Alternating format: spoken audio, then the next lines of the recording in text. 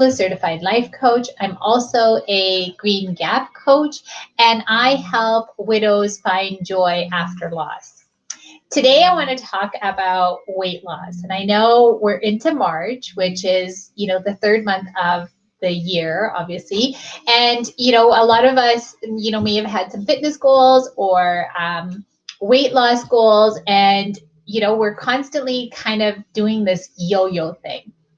And I know that for myself, this happens as well. And I learned of a kind of a terminology that's different to that yo-yo effect, whereas like you reach your goals, you tap that goal, and then you retreat and you go back to kind of your old habits because you work so hard to get to that goal and you're so focused on getting that goal that once you reach that goal, obviously you want to celebrate, which is fine, but then you kind of retreat and you go back to, going to the pantry all the time or going to the fridge all the time. And you're constantly in this level of back and forth yo-yoing. So here are some tips on how to ensure that you don't go through this tap and retreat process all the time.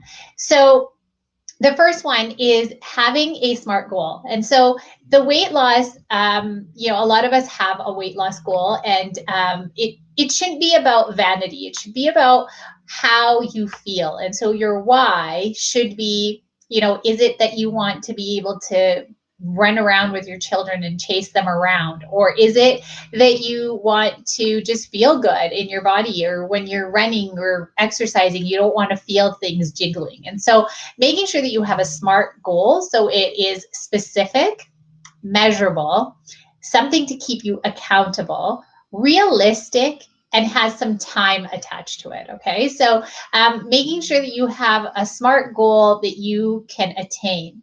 And a lot of the times we focus on weight loss and we focus on a number. And there is a scan that you can get that's called a Dexa Scan, and it costs about $100. And this is to find out what is your ideal weight for you. Okay, so it might be that you want to be 100 pounds, but maybe that's not the ideal weight for you. And so if you get this scan done, you'll know what your exact weight should be for you based on your height, your weight, your body composition. Okay, so this is something very important, and make sure that you're not attaching and you're so committed to that number, but it should be more of a feeling, right? What do you want to feel? What do you want to be able to do? And that'll ensure that you are successful and you actually stay on track when it comes to that goal of yours.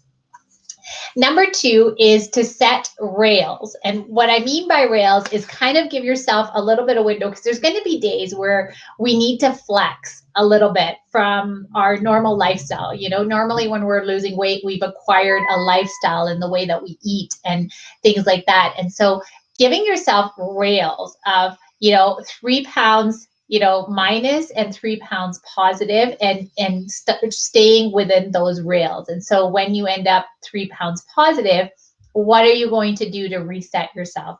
And when you end up 3 pounds negative, sometimes we cheer, but really coming back up to that lifestyle that you want to maintain and really look at what it is that's making you lose that weight a little bit more. So setting yourself that rail, so you're not committed to just that number of 120 pounds. I want to be 120 pounds only, but kind of having that rail where you can fluctuate and not feel bad and not constantly tap and retreat, okay? And then the last one is to know how to reset. So when you do end up kind of excess of your rail, and usually it's, we've gone over the weight that we end up going past that number, it is what works for you for a reset. For me, intermittent fasting works really well. And so I'll, go back to my intermittent fasting and I'll be able to get back on track again. And that really helps me, but it might be for you something else. And always remember that with weight loss or fitness goals, it's 70% of what you put into your mouth, 20% exercise, and 10% rest. So know that no matter how much exercise you do, you cannot undo the bad food that you have put into your mouth. So remember that it's 70% everything that you put in your mouth. And if you need to track and keep a journal, or you need to start, maybe focusing on eating more vegetables and less carbs, whatever it is that works for you, whatever that you can do to reset yourself once you get past those rails. And this way you'll ensure that you're not constantly yo-yoing and having a yo-yo diet type feeling, and you're not constantly tapping and retreating.